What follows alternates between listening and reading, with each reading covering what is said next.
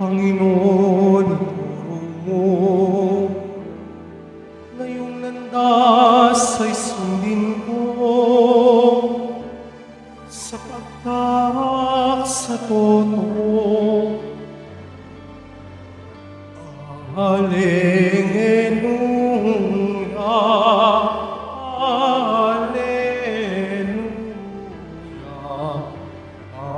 hallelujah.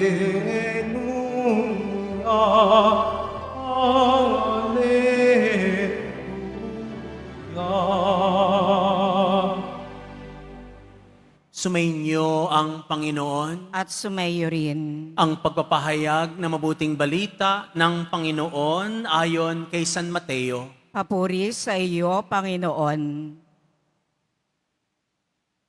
Noong panahong iyon, nagtipon-tipon ng mga Pariseyo nang mabalitaan nilang napatahimik ni Jesus ang mga Saduseyo. At isa sa kanila, isang dalubhasa sa kautusan, ang nagtanong kay Jesus upang subukin ito, "Guro, alin po ang pinakamahalagang utos sa kautusan?"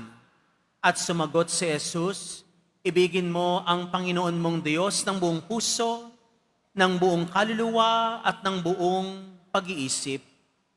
Ito ang pinakamahalagang utos. Ito naman ang pangalawa, ibigin mo ang iyong kapwa gaya ng iyong sarili.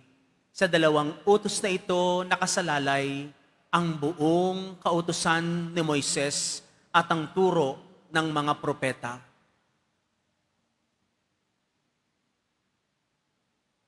Mga kapatid ko, ang mabuting balita ng ating kaligtasan. Pinupuri ka namin, Panginoong Heso Kristo. Magsiupo muna ang lahat. Magandang hapon po sa inyong lahat. Sa aklat ni Propeta Ezekiel, nagmistulang malamig na bangkay ang bayang Israel. Sila'y inahalintulad sa kalansay na mayroong katawan pero hindi kumikilos, hindi gumagalaw. Maaring mga natuyot na laman pero walang espiritu. Sapagkat ang bayan ng Israel, maaring sila ay umiiral pero hindi nabubuhay. Maraming bagay sa mundong ito ang umiiral. Yung nakita nating nariyan lamang sila pero hindi nabubuhay. Walang patutunguhan.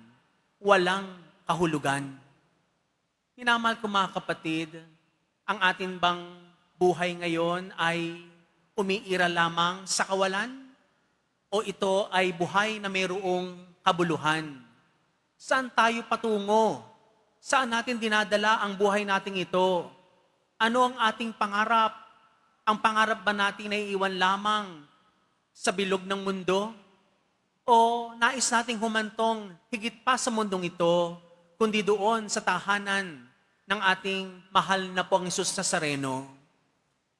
Tayo ay pinababalik ng mga pagbasa sa umpisa kung paano tayo nilikha ng Diyos.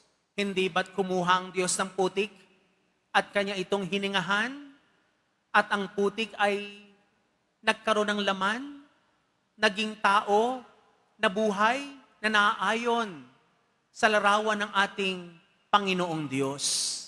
Ang bawat isa sa atin ay hiningahan ng Diyos. Ang bawat isa sa atin ay binahaginan ng kanyang buhay. Ang hininga ng Diyos ang siyang nabubuhay sa atin ngayon. Pagkagising mo sa umaga hanggang sa iyong pagtulog, kaya ka kumikilos, kaya ka nakapag-iisip, kaya ka nakagagalaw, kaya meron kang katawang gumagalaw, sapagkat ikaw ay binuhay ng Diyos sa pamamagitan ng kanyang hininga. Kapag inalayo natin ang ating sarili sa hininga ng Diyos, sa Espiritu ng Diyos, tulad ng bayang Israel, mistulang bangkay, mistulang kalansay lamang tayo sa ibabaw ng mundo. Papaano natin bibigyang buhay ang katawang daladala natin ngayon? Unang-una po, ang katotohanan na mayroong Diyos sa buhay natin. Ito ang di dapat natin malimot. Ano man ang estado ng buhay natin ngayon, mayroong Diyos na siyang nagpagalaw sa atin. Mayroong Diyos na bumuhay sa atin.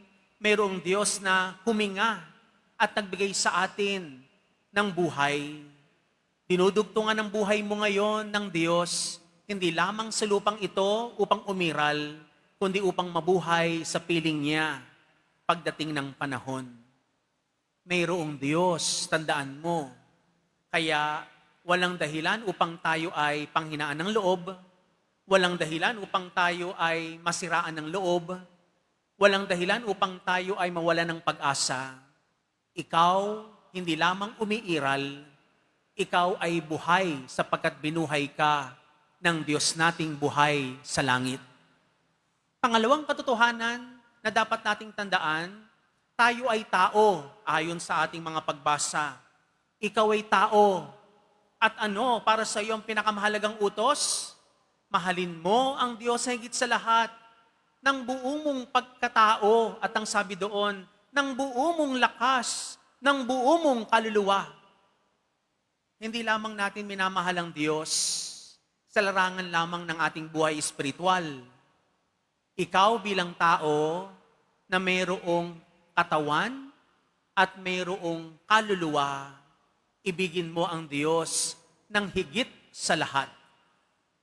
Natatandaan ba natin ang mahalagang utos na ito? Sa katunayan, hindi lamang ito utos, ito ay atas sa atin. Dapat nating gampanin sapagkat narito ang kahulugan ng iyong buhay.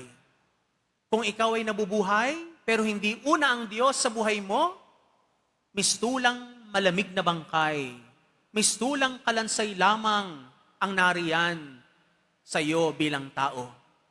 Pero kung iniibig mo ang Diyos higit sa lahat, naroon ang paghahanap at pagtuklas ng kahulugan at kabuluhan sa ating buhay.